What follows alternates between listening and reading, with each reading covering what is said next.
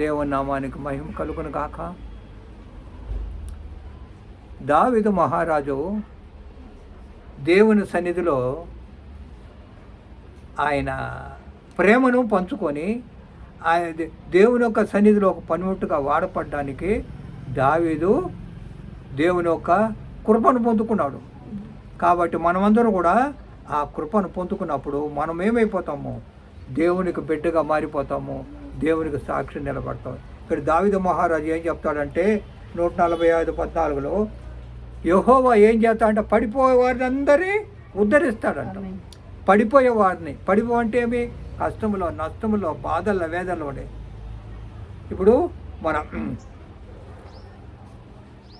గణేష్ ఉన్నాడు. గణేష్ గారు ఇప్పుడు పడిపోయినారు, ఆ శరీరం అంతా కుంగిపోయింది, పడిపోయినాడు. அவர் இப்போ என்ன செய்கிறாரு? ஏசப்பா கிட்ட வந்திருக்கிறாரு. ஏசப்பா கிட்ட வந்ததுமே ஏசப்பா என்ன பண்ணுறாரு? ఆరోగ్యత కొడతారు. కాబట్టి ఎప్పుడైతే నువ్వు పడిపోయే స్థితిలో ఉంటావో, ఎప్పుడైతే నువ్వు కష్టంలో ఉంటావో, బాధలో ఉంటావో, ఎప్పుడు ఎక్కడికి రావాలా? దేవుని సన్నిధి. దావీదు మహారాజు అది చెప్తావు, పడిపోవాలంతా ఉద్ధరిస్తా అంటే ఆయన ఒకప్పుడు పడిపోయినాడు. కాబట్టి దేవుడు ఏం చేస్తాడు? ఆయన ఆదరించినాడు కాడికి. అంతేకాకుండా కృంగిపోయిన వాళ్ళంతా లేవనిస్తాడు. కృంగిపోయిన వాళ్ళంతా కూడా లేవనిస్తాడు. కృంగిపోయేదంటే ఏమి? కష్టంలో, నష్టంలో, బాధల్లో అనొద్దు. కాబట్టి ప్రతి ఒక్కరికి కుంగిపోయే స్థితి ఉంది. బాధలో ఉంటారు, నష్టంలో ఉంటారు, కష్టంలో, ఇబ్బంది అన్నిట్లో ఉంటారు. ఉన్నప్పుడు దేవుడు ఏం చేస్తాడంటే ఆయన కనికని కటాగడం. కాబట్టి మనము ఏం చేయాలా? దేవుని సన్నిధిలో మొరపెట్టినప్పుడు, దేవుని యొక్క సన్నిధిలో మనము ఆరాధించినప్పుడు దేవుడు ఏం చేస్తాడు? నిన్ను నన్ను ఆరోగ్యపరుస్తాడు, సంతోషపరుస్తాడు, సమాధానం ఇస్తాడు. కాబట్టి మనం ఏం చేయాలా? దేవుని సన్నిధికి రావాలి. ఇప్పుడు యేసు ప్రభువు వారు సువార్త ప్రకటించినప్పుడు శిష్యులు 12 మంది శిష్యులు ఉన్నారు కదా, వారిలో యోహాను, పేతురు ఇద్దరు ఏం చేస్తూ ఉన్నారు? దేవుని మాటలు వినిన తర్వాత దేవుడు స్వస్థపరిచే దేవుడు అని తెలుసుకున్నారు. స్వస్థపరిచే దేవుడు అని తెలుసుకొని వాళ్ళు ఏం చేశారు? ఆ స్వస్థపరిచే ఆ యొక్క ప్రేమను, ఆ యొక్క ఆశీర్వాదమును వాళ్ళు పొందుకున్నారు. పేతురు, యోహాను వాళ్ళకి ఏమి హృదయంలో వచ్చింది? ఎవరైనా అనారోగ్యంతో ఉండే మనం కూడా ప్రార్థన చేస్తే స్వస్థత పడతారని ఒక అభిప్రాయం వచ్చింది. ఎందుకు వచ్చింది? వాళ్ళు దేవుని యొక్క మాటలు విన్నారు, దేవుళ్ళు స్థిరపడినారు, దేవునికి లోపడినారు, దేవుని బిడ్డలుగా మారిపోయినారు. వారు ఒకప్పుడు ఎట్టున్నారు? వారు దరిద్రులుగా ఏమి తెలియదు, చేపలు పట్టుకుంటా అదే ఏదో కొన్ని వ్యాపారం. కానీ ఇప్పుడు ఏం చేసినారు? దేవుని సన్నిధికి వచ్చిన తర్వాత దేవుని యొక్క ప్రేమను పొందుకున్నారు. కాబట్టి వీళ్ళేమైపోయి ఇప్పుడు వీళ్ళు ఇటు శృంగారప దేవాలయం దగ్గర వస్తున్నారు, దేవాలయంలో ప్రవేశిస్తూ ఉన్నారు. శృంగారప దేవాలయం ఒకప్పుడు యేసు ప్రభు అక్కడ వీళ్ళు తిప్పినాడు. ఆ చోట్లో వీళ్ళు కూడా వస్తున్నారు. వచ్చినప్పుడు కొన్ని కార్యాలు జరుగుతుంది అక్కడ. చూడండి, యేసు ప్రభు అక్కడ ఒక భిక్షకుడు ఒకడు భిక్షం ఎత్తుకుంటూ ఉంటాడంట. వాడు ఎటువంటి వాడు చిన్నప్పటి నుంచి నడవలేకుండా కాళ్ళు చేతులు పడిపోయి ఏం చేసినారు? వాడిని తీసుకొచ్చి ఆ దేవాలయంలో, శృంగారపు దేవాలయంలో వదిలేస్తారంట.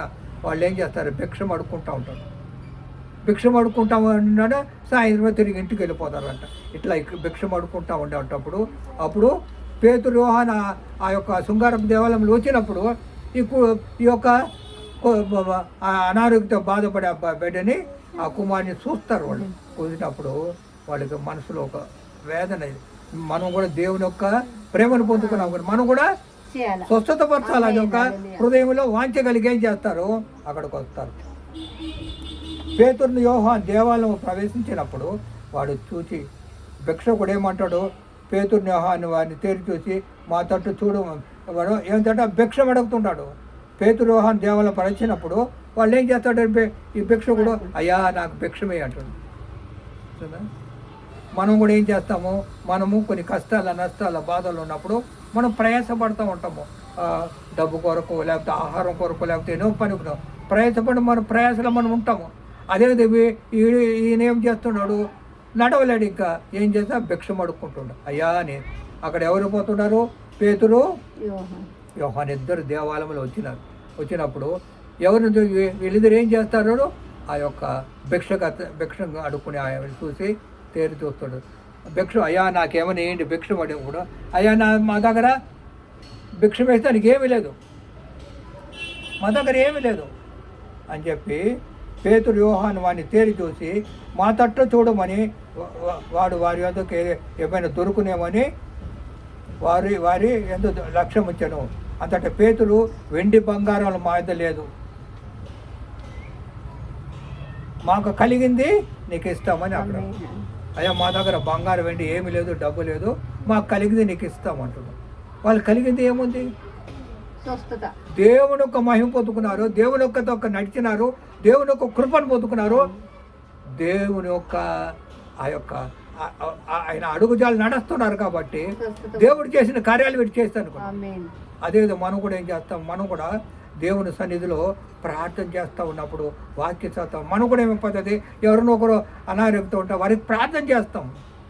వాడికి ఏమి ఇచ్చే డబ్బు పోయి పట్టమట వేసినామని నీకు ప్రార్థన చేస్తాను, నీకు స్వస్థ ప్రార్థన చేస్తాం. చూసినా ఏదైనా ఇవ్వాలని కూడా ప్రార్థన చేసి వాళ్ళకి ఇస్తాం. ఇప్పుడు పేతురు యోహాను ఏమంటారు? వెండి బంగారం నా యొద్ద లేవు, కానీ నాకు కలిగినదే నీకు ఇస్తున్నానని నజరేయుని యేసుక్రీస్తు నామములో నడుమంటారు. ఎవరి మూలంగా? నజరేయుని యేసుక్రీస్తు నామములో. చూసినారు బాగా. మనం ప్రార్థన చేసినప్పుడు ప్రార్థన చేసినా నేను ప్రార్థన చేసినప్పుడు నజరేయుడు యేసుక్రీస్తు నామములో ప్రార్థన చేస్తున్నాను. నజరేయుడు యేసుక్రీస్తు తండ్రి నీకు నా ప్రార్థన అప్పగిస్తాను, అయ్యా నాకు కొరతగా ఉంది, నాకు కలిగజేయమని యేసుక్రీస్తు నామములో ప్రార్థన చేస్తున్నాను. వీళ్ళు ఏం చేసినారు? వీళ్ళు పేతురు వీళ్ళిద్దరు ఏం చేస్తున్నారు? యోహాను ఏం చేస్తున్నారు? మా దగ్గర ఏమి లేదయ్యా, మా దగ్గర ఏమి లేదు, కాబట్టి నజరేయుని యేసుక్రీస్తు నామములో నడుమని చెప్తారు, ఆయన నామంలో. కాబట్టి అప్పుడు ఏమైపోతావు? చూడండి, వాడిని కుడి చేయి పట్టుకొని లేవనెత్తారు, వెంటనే వాడి పాదములు చీల మండలములు బలపడిందండి, కాళ్ళు పాదాలంతా బలపడింది. ఇప్పుడు అక్కడ అమ్మగారు అనారోగ్యంతో బాధపడిన బాగుపడి ఉంటారు. మనం ఏం చేయాలా? యేసునామములో నీకు స్వస్థత కలుగుతుంది అంతే. యేసునామములో నీకేముండదు, అక్కడ యేసునామములో నీకు ఆ యొక్క పుండు కానీ ఏముండదు, ఎన్ని ఎక్స్రేలు ఇతను ఏమి వేసినా కూడా ఏముండదు, కానీ యేసునామములో నీకు స్వస్థత కలుగుతుంది. పేతురు యోహాను విశ్వాసంతో మేము బాగా పచ్చంగా అది యేసుక్రీస్తు నామములో బాగోవాలి. నువ్వు అది యేసుక్రీస్తు స్వస్థపడతావు, లేచి నిలబడతాను. మనం కూడా ప్రార్థన చేస్తే ఏం చేయాలా? అయ్యా నజరేయుని యేసుక్రీస్తు ప్రార్థన చేస్తున్నా, నీ యొక్క ఆ యొక్క భాగంలో నొప్పి కానీ ఈ యొక్క వాపు కానీ తగ్గిపోతుంది అంతే, తగ్గిపోతుంది అంతే. అదేనమాట అక్కడ విశ్వాసం లేకుండా దేవుడికి ఇస్తుంది ప్రార్థన. వాళ్ళు ఏం చేస్తారు చూడండి, వాడు దిగ్గర లేచి నడుచుతూ గంతులు వేయచ్చు దేవుని స్తుతించి వారితో కూడా దేవాలయం వెళ్ళాను. లేచినాడు, గంతులు వేస్తూ నడుస్తున్నాడు, ఎవరిని స్తుతించినాడు? దేవుని స్తుతిస్తూ ఆలయంలో వాళ్ళతో కూడా పోయినాడు. అందరూ ఏమంటున్నారు? అరే వీడు ఇటు కుంటోడు కదా, వీడు నడవలేకుండా ఎట్లా నడుస్తాం అంటే అద్భుతాలు వాళ్ళందరూ కూడా దేవుని మహింపరుస్తారు. కాబట్టి మనం ప్రార్థన చేసే దానివల్ల ఇప్పుడు అక్కడ యేసు బాబుకు మేము ప్రార్థన చేసినప్పుడు దేవుడు ఏం చేసినాడు? స్వస్థత పొందిన. ఆ స్వస్థత పొందిన తర్వాత అక్కడ ఆ ఊర్లంతా కూడా యేసు ప్రభుత్వం చాలామంది మారినారు. ఇప్పుడు అక్కడి నుంచి ఫోన్లు వస్తూనే ఉంది, అయ్యా ప్రార్థన చేయ, అది ఆ కుటుంబం ఎట్టుంది, ఈ కుటుంబం ఉండదు.